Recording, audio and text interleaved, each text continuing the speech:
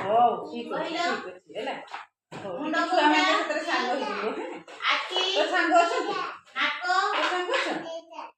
ପାଟି କାନ ଆମ ଛୁଆମାନେ ଟିକେ ସାଙ୍ଗ ଗାଲ ବେକ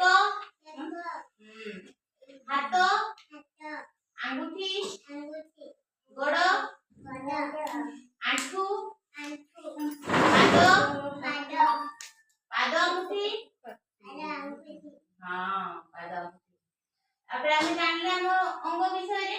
ଅଙ୍ଗ କଣ କଣ କାମ କରେ କିଏ କହିବ? ଆମ ତୁମେ ଠିଆ ହୁଅ, ତୁମେ ବସ, ତୁମେ ଠିଆ ହୁଅ।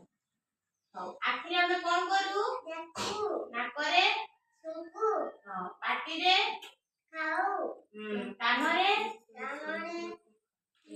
କାନରେ ଶୁଣୁଛୁ ଶୁଣୁ ହାତରେ